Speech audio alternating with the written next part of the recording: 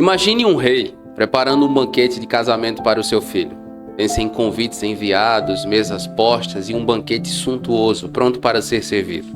Agora, imagine os convidados recusando, ignorando e até matando os mensageiros do rei.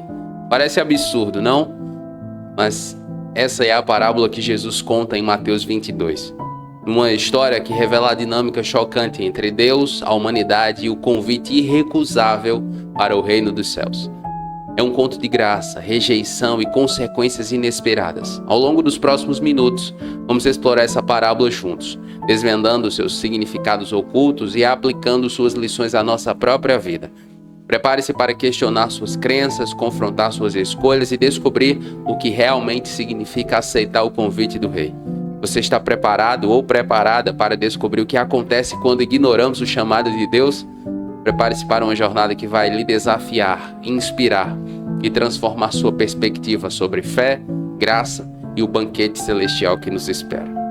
Mas antes de continuar, não esqueça de deixar o like, se inscrever no canal e ativar todas as notificações para não perder nenhuma das nossas mensagens. E fique comigo até o final porque há uma palavra de Deus para você. O reino dos céus é como um rei que preparou um banquete de casamento para seu filho. Enviou seus servos aos que tinham sido convidados para o banquete, dizendo-lhes que viessem, mas eles não quiseram vir. De novo enviou outros servos e disse: digam aos que foram convidados que preparei meu banquete. Meus bois e meus novilhos gordos foram abatidos, e tudo está preparado. Venham para o banquete de casamento. Mateus capítulo 22, versículos de 1 a 14, apresenta a parábola das bodas, onde Jesus compara o reino dos céus a um banquete de casamento preparado por um rei para seu filho. Esta parábola é uma poderosa ilustração do convite de Deus à humanidade para participar de seu reino. Na parábola, o rei, representando Deus, prepara um banquete para o casamento de seu filho, representando Jesus. Ele envia seus servos, que representam os profetas, para chamar os convidados, isto é, o povo de Israel, mas estes recusam o convite, mostrando indiferença e até hostilidade. Isso simboliza a rejeição de Israel aos profetas e finalmente a Jesus Cristo. Em resposta, o rei fica irado e envia seu exército para destruir os homicidas e queimar a cidade, representando o julgamento de Deus sobre aqueles que rejeitam persistentemente sua mensagem. Mais uma vez, a parábola começa mostrando que o Senhor Deus é generoso e prepara o melhor para nós. No Salmo 23, versículo 5, o salmista Davi diz: preparas um banquete para mim à vista dos meus inimigos, tu me honras, ungindo a minha cabeça com óleo e fazendo transbordar o meu cálice.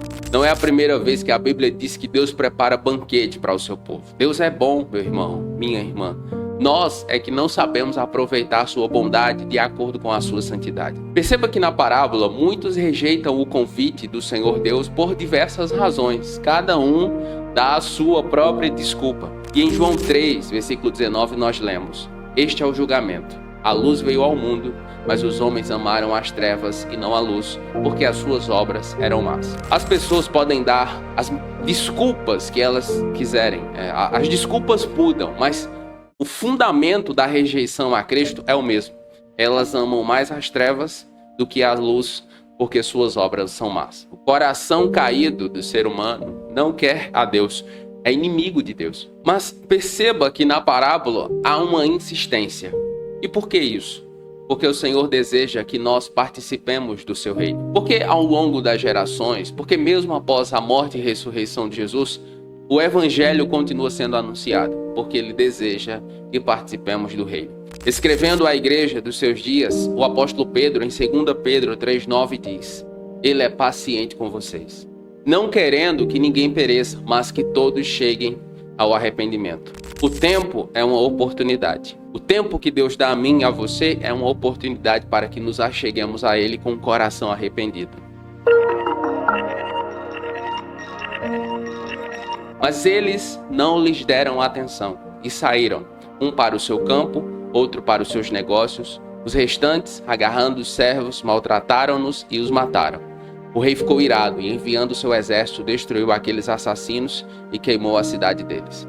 O Senhor Jesus, na parábola, ele deixa algo muito claro. A indiferença ao Evangelho é uma resposta tão grave quanto ser contrário ou inimigo a ele. Porque em nossa geração, existe até uma expressão, eu cresci ouvindo essa expressão, amigo do evangelho, né? Que é aquela pessoa que vai à igreja por muito tempo, mas nunca confessa a Jesus.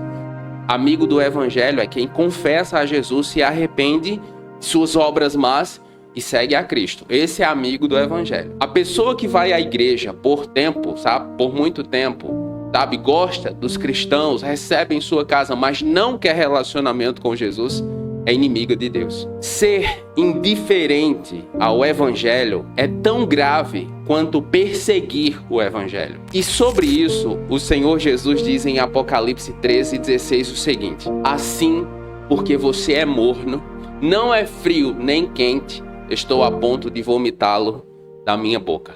Com Jesus não existe essa coisa de não ter compromisso. Ou você está com ele ativamente, ou mesmo aqueles que são indiferentes são inimigos dele. Ignorar o convite do Senhor Deus ao arrependimento e ao relacionamento com Jesus é desprezar sua graça. E nesse sentido, o escritor aos Hebreus, no capítulo 2, versículo 3, diz o seguinte: como escaparemos se negligenciarmos tão grande salvação?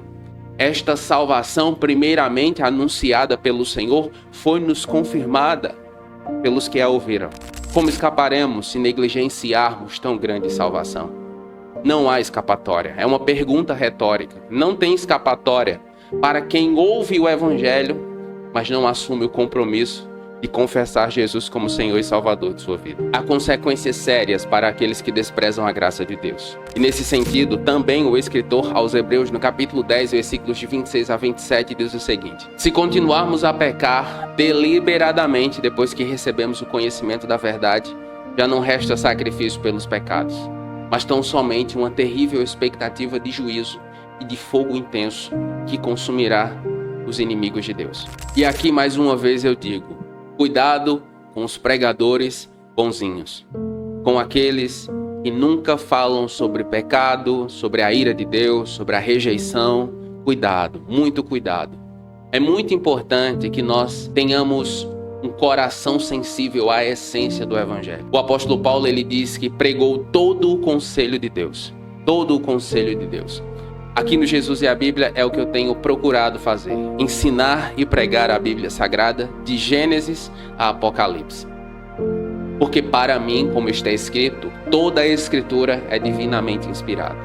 Mas sobretudo, eu sempre estou estimulando você a, no seu dia a dia, ter um relacionamento pessoal com a Bíblia Sagrada. É muito importante que você leia, entenda e pratique a Bíblia no seu dia a dia.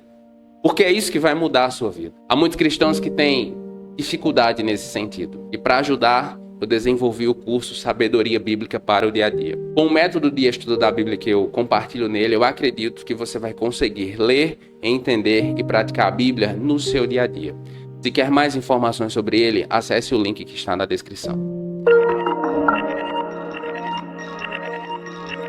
Então disse a seus servos: o banquete de casamento está pronto, mas os meus convidados não eram dignos.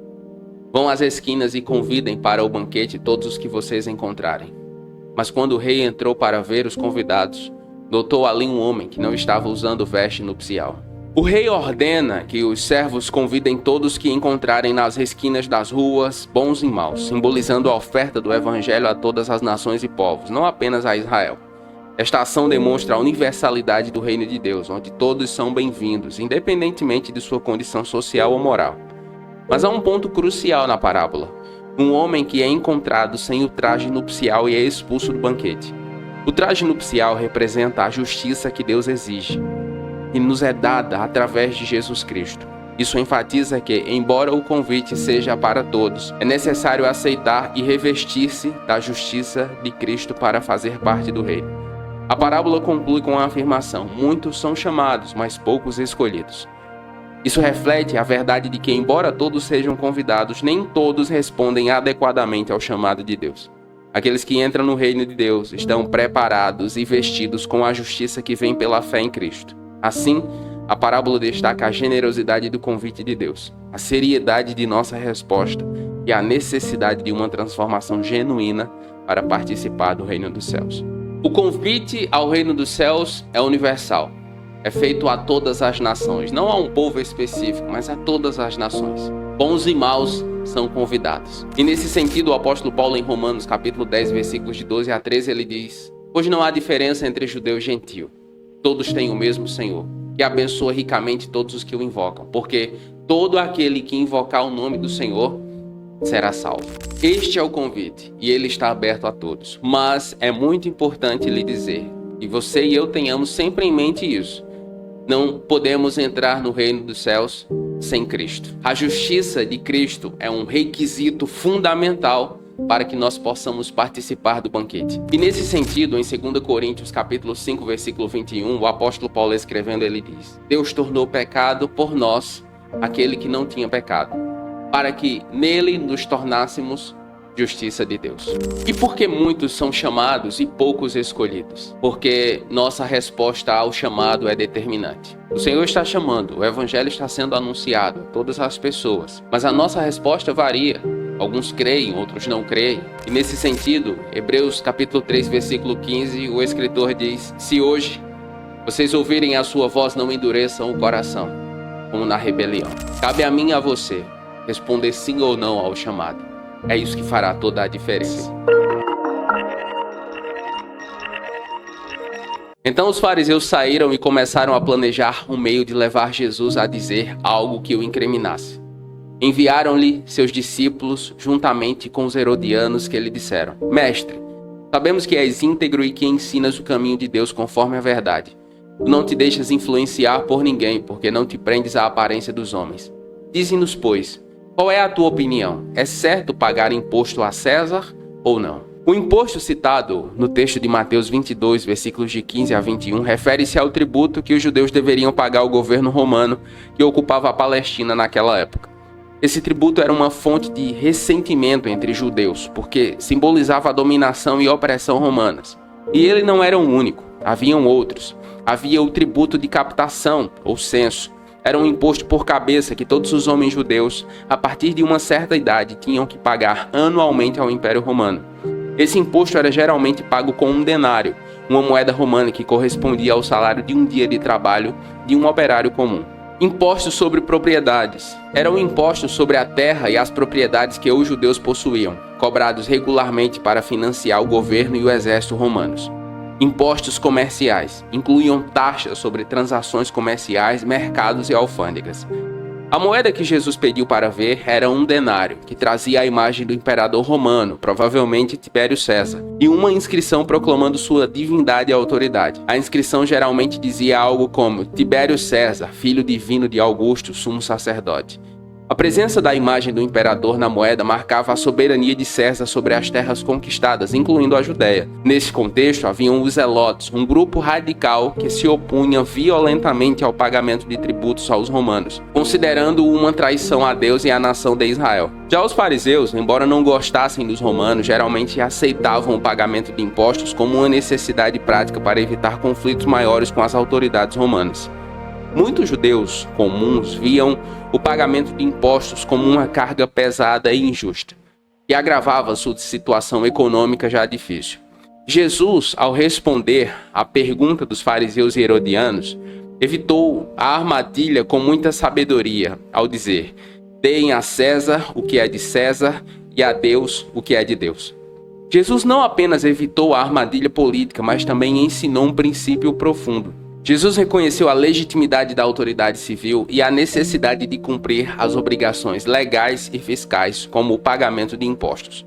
Mas enfatizou que, embora tenhamos deveres para com as autoridades terrenas, nossa maior lealdade e devoção devem ser para com Deus.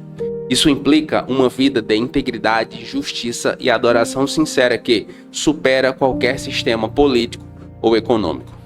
O problema dos fariseus não estava necessariamente nas perguntas, em perguntar a Jesus. Eu já falei isso em outra parte. O problema deles estava na intenção da pergunta. E nesse sentido, a sinceridade de propósito é fundamental. Ao longo da minha vida com Jesus, eu já fiz muitas perguntas, sérias. Muitas perguntas que eu considero sérias ao Senhor. E você provavelmente também. Ao longo do tempo, ele me respondeu muitas delas, não todas elas. Mas no meu coração, o objetivo sempre é de conhecer a sua vontade, entende? Não de confrontar a Deus, digamos assim. Em Provérbios capítulo 12, versículo 22 está escrito: o Senhor odeia os lábios mentirosos, mas se deleita com os que falam a verdade. Se você já leu ou estudou o livro de Jó, você vai ver que Jó faz muitos questionamentos, muitas perguntas a Deus. E o objetivo de Jó, na verdade, era ter uma audiência com Deus para perguntar ao próprio Deus por que é que ele estava passando por tudo aquilo. Jeremias, em Lamentações de Jeremias, da mesma forma. Então, fazer perguntas a Deus não é o problema. O problema está na intenção.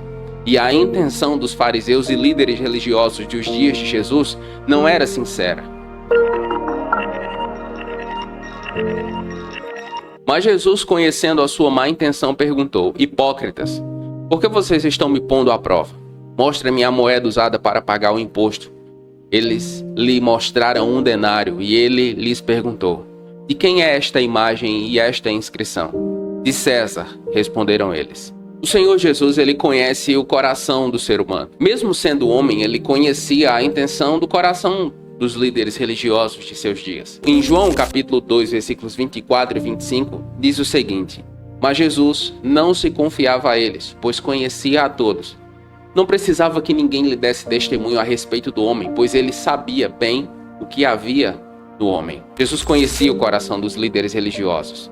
Ele sabia o que havia dentro deles, sua intenção. E não é só porque o Senhor Jesus é Deus que isso acontecia. É por causa do seu relacionamento com o Pai e por causa do seu discernimento profundo. Eu não vou me atrever jamais a dizer que nós podemos ter um discernimento como o de Jesus, mas é possível sim que nós tenhamos um discernimento no sentido de saber muitas vezes o que há por trás da intenção de algumas pessoas por causa do Espírito Santo que habita dentro de nós. Em Provérbios capítulo 4, versículo 7 está escrito: o conselho da sabedoria é: procure obter sabedoria. Use tudo que você possui para adquirir entendimento. Eu julgo que em nossa geração esse é um dos pontos em que eu e você, especialmente no contexto brasileiro, mais precisamos investir em discernimento e sabedoria. Porque não são poucas as tentações que nos cercam. Não são poucas as pessoas que querem nos enganar. Não são poucas as pessoas que querem tirar proveito de nós. Não são poucas as pessoas que querem nos provar com as intenções erradas. Mas com discernimento, vida de oração, sensíveis ao Espírito Santo, nós poderemos passar por isso também.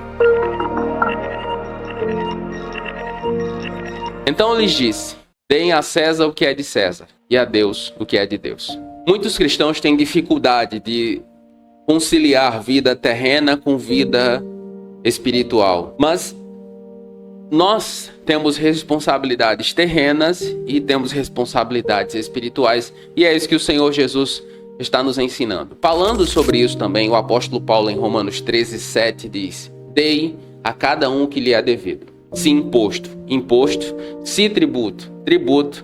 Se temor, temor. Se honra, honra. Deem a cada um que lhe é devido. No contexto brasileiro, nós, como nação, pelo menos a minha geração, eu fui doutrinado, ensinado pelos adultos que estavam ao meu redor, e todo político é ladrão. Ou que as autoridades, os ricos, enfim, todo mundo é ladrão e ninguém é digno de confiança. A geração dos nossos pais, eles não acreditam dessa forma sem causa. Nós sabemos que o Brasil não é referência no que se refere à corrupção, isso no contexto mundial. E em muitas vezes nós somos tentados ou estimulados a odiar a civilidade, o desenvolvimento da nossa vida como cidadãos. Seja no aspecto político, seja no aspecto das lideranças que estão ao nosso redor, seja nas nossas contribuições de impostos. Nós temos sim uma das cargas tributárias, uma das maiores do mundo, e ao olhar muitas vezes nós não estamos percebendo para onde esses impostos estão indo, e isso quer gerar raiz de amargura e ódio em nosso coração. Mas o que Jesus está nos ensinando, meu irmão, minha irmã, e o contexto de Jesus não era fácil, era um contexto extremamente hostil, muito semelhante ao nosso. É que a nossa atitude, desenvolvimento da nossa cidadania precisa estar alinhado com aquilo que nós cremos no que se refere ao reino de Deus, e nós precisamos ser um exemplo disso. Mesmo em um Brasil tão desmantelado, é muito possível ter finanças saudáveis à luz da Bíblia. Os princípios da Bíblia Sagrada, eles nos ensinam a gerir as nossas finanças não apenas acumulando, mas também com a mentalidade correta. E eu abordo praticamente todos esses princípios no meu curso, Finanças Saudáveis à Luz da Bíblia. Se você quiser mais informações sobre ele, basta acessar o link que está na descrição. É muito importante ter em mente que a nossa devoção a Deus não nos exclui dos nossos deveres cívicos. Jesus está nos ensinando isso. Ele paga o imposto. Jesus diz: dê a César o que é de César e a Deus o que é de Deus. Em 1 Pedro, capítulo 2, versículos 13 e 14, o apóstolo diz o seguinte: por causa do Senhor, sujeitem-se a toda a autoridade constituída entre os homens, seja ao rei como autoridade suprema, seja aos governadores como por ele enviados, para punir os que praticam o mal e honrar os que praticam o bem. Ou seja, por causa do Senhor. É difícil, é complicado, é muitas vezes revoltante, mas por causa do Senhor, nós vamos ser bons cidadãos. E com a graça de Deus, nós vamos prosperar, mesmo em um contexto tão hostil, para o bem da nossa nação, para a glória de Deus e para que o Senhor Jesus seja ainda mais conhecido. Afinal, na ressurreição, de qual dos 7 ela será esposa, visto que todos foram casados com ela? Mateus capítulo 22, versículos de 23 a 33 é uma passagem onde Jesus é confrontado pelos saduceus, um grupo judaico que negava a ressurreição. O relato ocorre em Jerusalém durante a semana que antecede a crucificação de Jesus. Os saduceus eram uma seita judaica aristocrática que se diferenciava dos fariseus por não acreditar na ressurreição nem em anjos ou espíritos. Eles mantinham um controle considerável sobre o templo de Jerusalém e eram conhecidos por sua colaboração com as autoridades romanas. O desafio apresentado a Jesus pelos saduceus é uma questão hipotética sobre a ressurreição que eles próprios não acreditavam. Eles contam a história de uma mulher que se casou sucessivamente com 7 irmãos, seguindo a lei do levirato, em Deuteronômio 25, versículos de 5 a 6. Onde o irmão de um homem falecido deve casar-se com a viúva se não houver filhos, para perpetuar o nome e a linhagem do falecido. A pergunta dos saduceus é provocativa e busca colocar Jesus em uma posição teologicamente difícil. Na ressurreição, de quem ela seria esposa, visto que todos os 7 tinham sido casados com ela? Jesus responde aos saduceus em 2 frentes principais. Primeiro, sobre o estado dos ressuscitados. Jesus afirma que eles estão errados em sua compreensão tanto das Escrituras quanto do poder de Deus. Ele explica que na ressurreição as pessoas não se casam nem são dadas em casamento, mas são como anjos no céu. Isso destaca a natureza transformada e espiritual dos ressuscitados, que supera as relações e estruturas terrenas. Segundo, sobre a realidade da ressurreição. Para refutar a negação da ressurreição, Jesus cita a Escritura mais especificamente a passagem da sarça ardente, em Êxodo 3, versículo 6, onde Deus se declara como o Deus de Abraão, de Isaac e de Jacó. Ele argumenta que Deus não é Deus dos mortos, mas dos vivos, indicando que Abraão, Isaac e Jacó estavam vivos para Deus, reforçando assim a realidade da ressurreição. É importante ter em mente que o Senhor Deus, ele age além das nossas concepções e restrições. Aquilo que muitas vezes eu e você temos por verdade, fundamentado nas nossas experiências, em coisas das nossas cabeças, na história de outras pessoas, em muitos casos não é a vontade de Deus. Nesse sentido, o apóstolo Paulo, em 1 Coríntios capítulo 2, versículo 14, ele diz: o homem natural não aceita as coisas do Espírito de Deus, pois para ele são loucura, e não pode entendê-las, porque elas se discernem espiritualmente. Então, em nossos dias, não apenas em nossos dias, mas ao longo da história, nós vemos que cada geração traz os seus especialistas, suas mentes memoráveis. Muitas vezes são sim pessoas muito inteligentes, com bons conselhos, mas que, por não conhecerem a Jesus, seus conselhos muitas vezes, além de ser vazios, são voltados apenas para a vida aqui na terra. a nossa compreensão da vida deve ir além.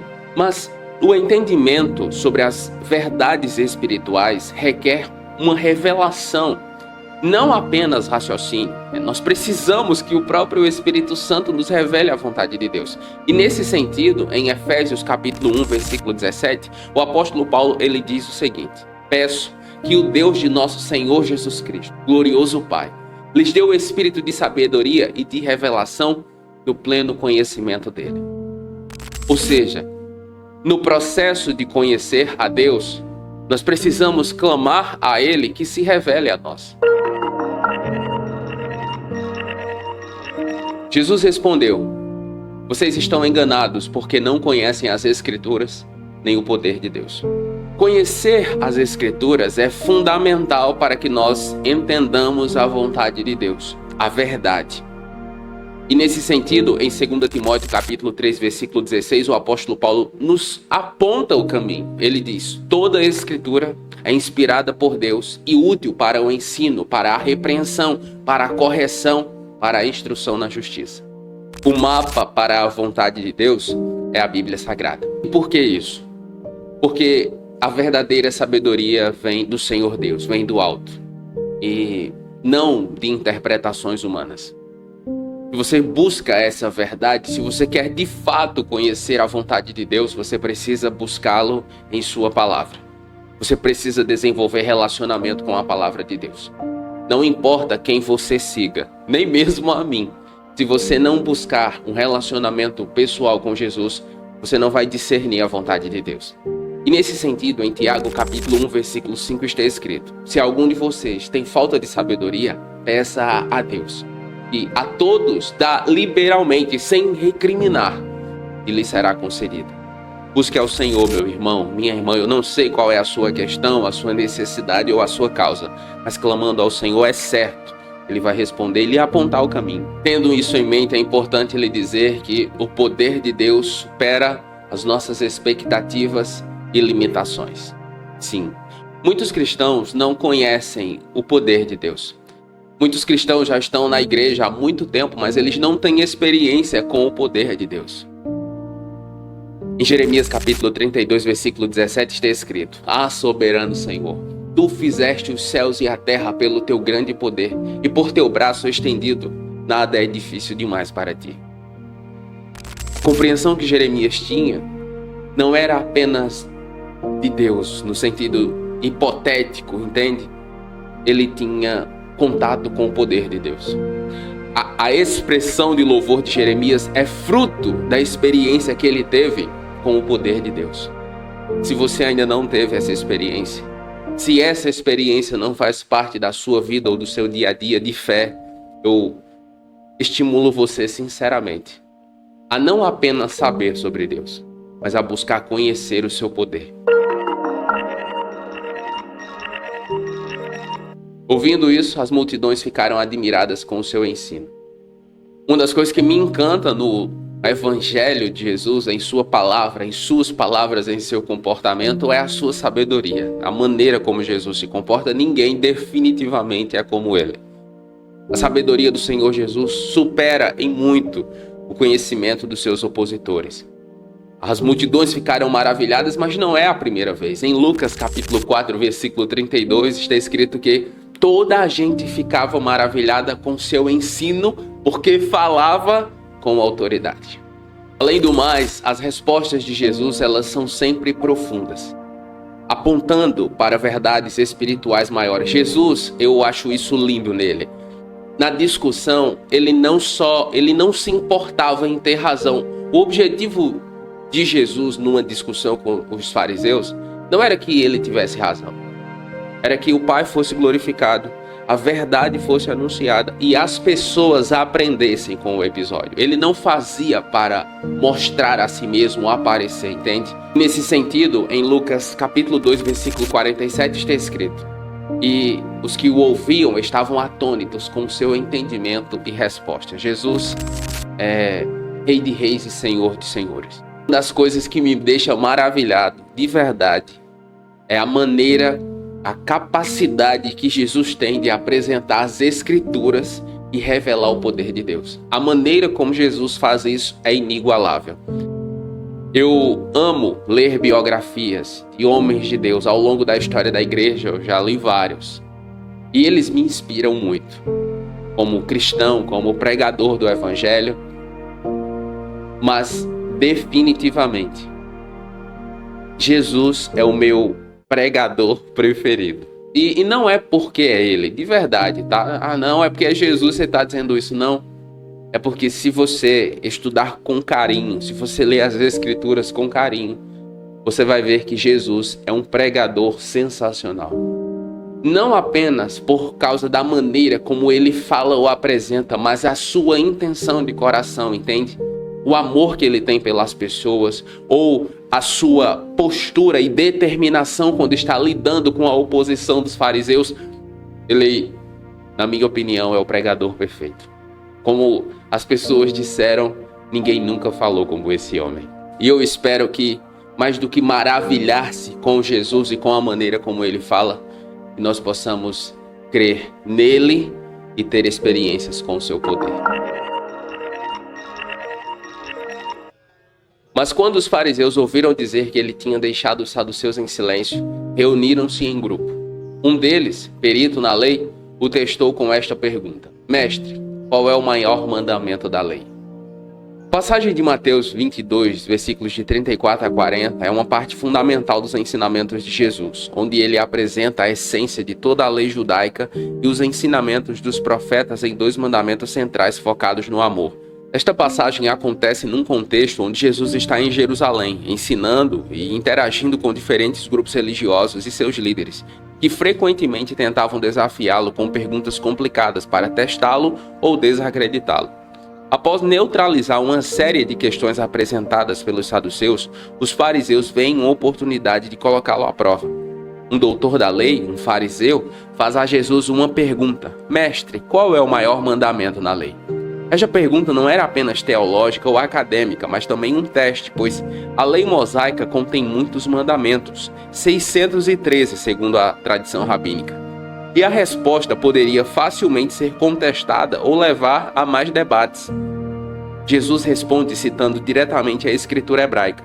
O primeiro mandamento que ele menciona vem de Deuteronômio 6:5. Amarás o Senhor teu Deus de todo o teu coração, de toda a tua alma e de todo o teu entendimento. Este é considerado o Shema Israel, uma declaração central da fé judaica. Então, ele complementa com um segundo mandamento igualmente importante, que é retirado de Levítico 19:18. Amarás o teu próximo como a ti mesmo. Ao conectar esses 2 mandamentos, Jesus não apenas responde à pergunta, mas também redefine a prioridade da lei, mostrando que o amor é o princípio unificador e mais fundamental. Jesus conclui dizendo que todos os livros da lei e os profetas dependem desses 2 mandamentos. Isso significa que cada prescrição e cada ensinamento dentro da Bíblia hebraica, de alguma forma, se baseia ou conduz ao amor a Deus e ao amor ao próximo.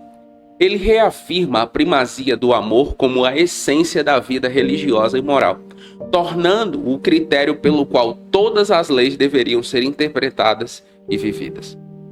Testar conhecimento é diferente de buscar entendimento.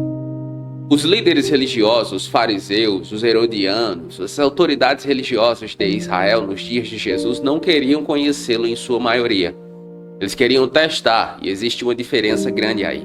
Provérbios capítulo 2, versículo 3 diz: Se clamares por discernimento e por entendimento gritares, alcançarás sabedoria. No processo do nosso desenvolvimento de fé, nós vamos ter dúvidas, nós vamos perguntar a Jesus em muitos momentos, como Jó, como o salmista, como Jeremias, fazer perguntas a Deus difíceis, mas com o objetivo de conhecê-lo mais, não de testá-lo. Por que isso é importante? Porque as motivações por trás das nossas perguntas, da nossa atitude, importam tanto quanto as perguntas que nós fazemos. Respondeu Jesus: Ame o Senhor, o seu Deus, de todo o seu coração, de toda a sua alma e de todo o seu entendimento. Este é o primeiro e maior mandamento. E o segundo, semelhante a ele, é: ame ao seu próximo como a si mesmo. Amar a Deus sobre todas as coisas é o fundamento da nossa fé. Ele deve ocupar o melhor lugar. A minha vida, o gerenciamento do meu tempo, as minhas escolhas, os meus relacionamentos, as minhas decisões, a maneira como eu vivo a minha vida deve passar por este mandamento. No fim, eu e você devemos comer, beber e fazer qualquer outra coisa para a glória de Deus. Então, esse mandamento é sensacional. Uma vez que eu e você entendemos isso, tudo na nossa vida muda. Você vai parar de se matar pela sua empresa. Pois é. Porque muitas vezes, muitos cristãos estão dando o melhor lugar da sua vida às suas empresas. E muitas vezes não estão nem aí para elas. A pessoas da sua família, a relacionamentos abusivos. Você está dando o melhor lugar da sua vida para as pessoas erradas. O melhor lugar da nossa vida é para Jesus. Nesse sentido, em Deuteronômio capítulo 10, versículo 12, está escrito: E agora, Israel, o que é que o Senhor, o teu Deus, pede de ti? Senão que temas ao Senhor teu Deus, que andes em todos os seus caminhos e o ames e sirvas ao Senhor teu Deus de todo o teu coração e de toda a tua alma. É isso que o Senhor pede de mim e de você. Que nós o amemos, que nós andemos com Ele, que nós sirvamos a Ele. E como fazemos isso? Observando o segundo mandamento. O segundo mandamento, ele é o espelho do primeiro mandamento. Amar a Deus e amar ao nosso próximo, eles estão em paralelo, como o próprio Jesus disse. Levítico capítulo 19, versículo 18 diz: Não se vinguem, nem guardem rancor contra alguém do seu povo, mas ame cada um ao seu próximo como a si mesmo. Eu sou o Senhor. Há muitos cristãos que são excelentes em performance. Pregam muito bem, cantam muito bem, sabem dar um show como ninguém. No palco, a presença deles é maravilhosa, mas não amam pessoas. No seu dia a dia, nos seus relacionamentos mais próximos. Os fariseus eram assim. Aparentemente eram excelentes na apresentação de Deus, digamos assim, mas no seu interior não amavam as pessoas. Eles distanciavam as pessoas de Deus pela maneira como viviam os mandamentos do Senhor. A nossa relação, o nosso relacionamento com Jesus influencia diretamente o nosso relacionamento com o próximo. É impossível que nós sejamos íntimos de Jesus e não amemos pessoas. É impossível. E nesse sentido, em 1 João capítulo 4, versículo 8, está escrito: Quem não ama não conhece a Deus, porque Deus é amor. Precisamos repensar a maneira como estamos vivendo o cristianismo a partir do nosso relacionamento com as pessoas. E eu não estou me referindo aqui às pessoas boas, digamos assim, às pessoas agradáveis. Estou me referindo às pessoas que nos desafiam, as pessoas que nos ferem, as pessoas que são totalmente opostas a nós. Essas exigem mais amor do que outras, mas é a essas que o Senhor nos chama para amar, porque Ele nos amou quando nós ainda éramos pecadores, quando nós éramos inimigos de Deus. Jesus entregou a vida dele por nós. É a partir dessa perspectiva que eu e você somos desafiados a amar as pessoas. Toda a lei e os profetas dependem desses dois mandamentos. Os mandamentos, eles são guias para a nossa vida. Eles não são apenas regras, eles nos apontam um caminho. Eles nos dizem que direção seguir. No Salmo 119, versículo 105 está escrito: Lâmpada para os meus pés é a tua palavra e luz para o meu caminho. Os mandamentos do Senhor Deus têm esse objetivo de clarear as coisas para mim e para você. Entender esses mandamentos é entender o coração de Deus. E Jesus estava sempre batendo nessa tecla da importância de nós não apenas sabermos sobre os mandamentos, mas que nós entendêssemos a intenção por trás deles. No Salmo 119, versículo 7 está escrito: A lei do Senhor é perfeita e restaura a alma. Há pessoas que não são saradas na alma porque são insubmissas. Pois é, elas estão na igreja, muitas vezes leem a Bíblia, muitas vezes oram, mas são insubmissas. Vivem como o ímpio vive a sua vida. Por isso, a palavra de Deus, que é viva e eficaz, não sara suas almas por causa de sua rebelião. Porque a lei do Senhor é perfeita e restaura a alma. Meu irmão, minha irmã, amar a Deus e ao próximo resume o verdadeiro sentimento da religião. Pois é. Tiago capítulo 1, versículo 27 diz: a religião pura e imaculada para com nosso Deus e Pai é esta: visitar os órfãos e as viúvas nas suas tribulações e guardar-se da corrupção do mundo. Há pessoas que fazem muita questão em mostrar que são bons religiosos, mas a verdadeira religião é essa. É demonstrada nas nossas atitudes, no nosso amor pelas pessoas. É desafiador demais. Amar a Deus é muito bom, porque Deus é muito bom. Mas as pessoas são más. Eu sou mau e você também. Da mesma forma que nós somos desafiados a amar pessoas, pessoas são desafiadas a nos amar. Mas nós precisamos ser intencionais em fazer a vontade de Deus. Estando reunidos os fariseus, Jesus lhes perguntou: que pensais vós acerca do Cristo? De quem é filho? Eles lhe responderam: de Davi. Antes de Mateus 22, versículos de 41 a 46, Jesus já havia enfrentado várias perguntas de diferentes grupos religiosos judeus, os fariseus, os saduceus e os herodianos, que tentavam desacreditá-lo ou pegá-lo em contradição. As questões abordadas incluíam impostos, ressurreição e o maior mandamento da lei. Após responder a todas as perguntas de forma que deixou seus oponentes sem resposta, Jesus faz sua própria pergunta: que pensais vós acerca do Cristo? De quem é filho? Jesus começa fazendo uma pergunta simples, mas profundamente teológica, sobre a identidade do Messias, que é o Cristo. Ele pergunta de quem o Messias seria descendente. Os fariseus, sem hesitação, respondem que o Messias é filho de Davi.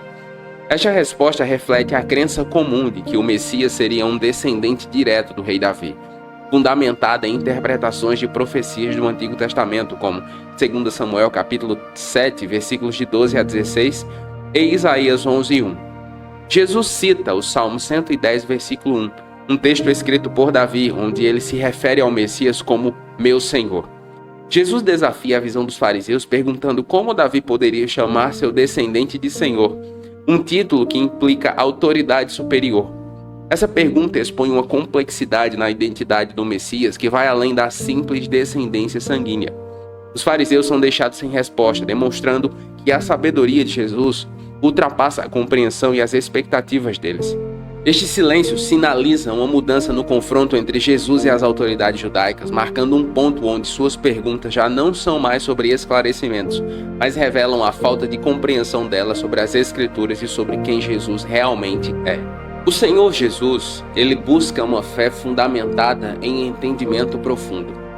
O Senhor quer que nós o conheçamos além das regras. Ele quer relacionamento. E nesse sentido, em João capítulo 5, versículo 39 está escrito: examinais as Escrituras, porque julgais ter nelas a vida eterna, e são elas que testificam de mim. Devemos buscar ao Senhor Deus com a intenção de desenvolver relacionamento com Ele. Não é à toa que nós o chamamos de Abba, Paizinho. O Senhor quer intimidade comigo e com você, entende? A pergunta de Jesus: que pensais vós acerca do Cristo? De quem é filho? Revela a intenção do Senhor Jesus em nos fazer pensar sobre as verdades da palavra de Deus, em nos fazer meditar sobre elas. Seu questionamento desafia uma compreensão superficial que muitas vezes nós vamos desenvolvendo no relacionamento com Jesus. O Senhor Jesus usa essas perguntas de maneira intencional. O seu intuito é nos revelar verdades maiores. Em Marcos 8, versículos de 27 a 30, está escrito o seguinte: e Jesus saiu com seus discípulos para as aldeias de Cesareia de Filipe, e no caminho perguntou aos seus discípulos: quem dizem os homens que eu sou? Ou seja, ter uma compreensão correta sobre Jesus é fundamental no nosso relacionamento com Ele.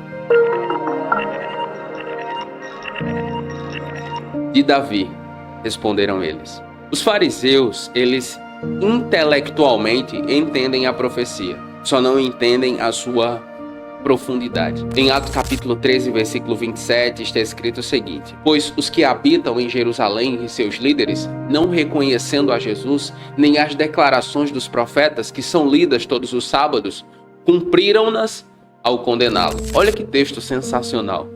Não reconheceram Jesus, nem as declarações dos profetas, que são lidas todos os sábados. Todos os sábados eles se reuniam para ouvir a lei e aprender sobre Deus. Mas não aprendendo sobre quem era Deus, eles condenaram o Filho de Deus. Olha que incoerência. Muitas vezes é isso que acontece na minha vida e na sua. Estamos na igreja, em alguns casos, várias vezes por semana, mas não temos um relacionamento profundo com Ele. Não temos vida abundante nele, como João 10:10 promete. E por quê? Porque nós não compreendemos sua vontade. Pessoas assim estão muitas vezes presas a uma visão messiânica puramente terrena. Há muitos cristãos e líderes cristãos, eles estão presos a uma visão messiânica puramente terrena. Por isso que os judeus ainda hoje esperam o Messias. Eles esperam um libertador terreno, um general, alguém assim que vá liderá-los na conquista de outras nações, outras terras. Infelizmente, muitos cristãos e líderes cristãos estão assim, cegos. A fé deles em Jesus é somente para as coisas terrenas, desenvolver mais, crescer mais, sabe? Mas o Senhor Jesus, ele nunca se deixou levar por isso. Em João capítulo 6, versículo 15 está escrito: percebendo, pois, Jesus que estavam para vir arrebatá-lo para fazê-lo rei, retirou-se novamente sozinho para o monte. Olha que Jesus lindo. Quando quiseram fazer dele um rei terreno, as multidões se juntaram e disseram: vamos proclamar Jesus rei. Ele se retirou para um lugar solitário, foi para o monte, ficar com seu pai. Jesus sabia quem ele era e que o seu reino não era dessa terra.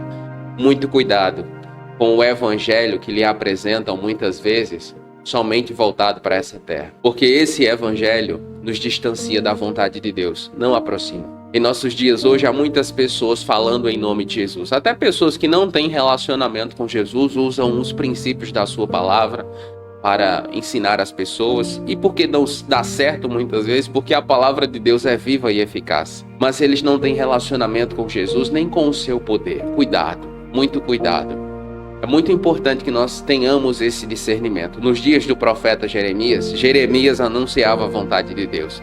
E haviam outros profetas que profetizavam em nome de Deus, mas que não foram enviados por ele. No final, a profecia que saía da boca de Jeremias, toda ela se cumpriu, porque ele era profeta de Deus. E os outros profetas morreram, eles e suas famílias. Porque de Deus não se zomba. Muito cuidado, meu irmão, minha irmã, com a maneira como você gerencia sua vida e com quem lhe influencia. Jesus lhes perguntou: como é então que Davi, falando pelo Espírito, o chama Senhor, dizendo: disse o Senhor ao meu Senhor, senta-te à minha direita, até que eu ponha os teus inimigos debaixo dos teus pés. Se, pois, Davi lhe chama Senhor, como pode ser ele seu filho? Uma das coisas que eu amo em Jesus é que ele usa a Escritura, o que estava escrito, para revelar a si mesmo. Isso passa muita autoridade, muita tranquilidade, muita integridade sobre quem Jesus é. Em Hebreus capítulo 1, versículos de 1 a 4 está escrito: havendo Deus antigamente falado muitas vezes e de muitas maneiras aos pais pelos profetas, nestes últimos dias nos falou pelo Filho, a quem constituiu o herdeiro de todas as coisas, pelo qual também fez o universo. As Escrituras nos revelam quem é Jesus. E Jesus usa as Escrituras para revelar a si mesmo. E fazendo isso, o Senhor Jesus nos mostra que o Messias é mais do que um descendente humano, alguém que tem é mais do que alguém que tem uma linhagem humana especial, entende? É muito mais que isso. E Paulo, falando sobre isso em Colossenses capítulo 1, versículos de 15 a 17, ele diz o seguinte: ele, isto é, Jesus, é a imagem do Deus invisível, o primogênito de toda a criação, pois nele foram criadas todas as coisas no céu e na terra, as visíveis e as invisíveis, sejam tronos, sejam soberanias, quer principados, quer autoridades, tudo foi criado por ele e para ele. Percebe? Jesus é mais do que alguém que veio de uma linhagem humana especial. Ele é mais do que isso, ele é mais do que um descendente de Davi. Ele é Rei de Reis e Senhor de Senhor. Ele é o unigênito da criação. Ele é o Filho, ele é a imagem do Deus invisível. E tendo criado todas as coisas, o Senhor Jesus tem um objetivo: ao vir à terra, entregar sua vida, morrer no meu e no seu lugar. Ele quer ter relacionamento real comigo e com você. Ele nos amou e nos amou intensamente. O objetivo dele é que nós estejamos com ele na eternidade. E vamos herdar a herança celestial quando o recebemos como Senhor e Salvador das nossas vidas e confessamos isso publicamente pelos nossos lábios e por meio do batismo. Eu espero sinceramente que você já tenha feito isso. Vamos orar? Pai Santo, em Mateus 22 vemos a parábola do banquete de casamento, onde muitos rejeitaram o convite do rei. Que não sejamos como aqueles que ignoraram o chamado, mas sim como os que, com humildade e gratidão, aceitaram o convite e se vestiram para a festa. Perdoa-nos, Senhor, pelas vezes em que demos as costas ao Teu amor e à Tua graça. Ajuda-nos a reconhecer a importância do Teu convite e a responder com um sim, sincero e incondicional. Que possamos nos preparar para o banquete celestial, vestindo-nos com as vestes da justiça e do amor. Que sejamos dignos de participar da festa que preparaste para nós, onde a alegria será eterna e a comunhão perfeita. Nós oramos ao Senhor crendo em nome de Jesus. Amém. Qual foi a parte dessa mensagem que mais falou com você? Me diga nos comentários. E se você quer saber como 2 mandamentos podem mudar tudo no relacionamento com Deus, assista o vídeo que vai aparecer aqui na tela. Nos comentários, faça seu pedido de oração e nós vamos orar com você. E se ficou comigo até aqui, escreva aí nos comentários: Jesus Cristo é o Messias. E eu vou saber que você ficou comigo até o final. Eu oro para que Deus abençoe a sua vida e até a próxima.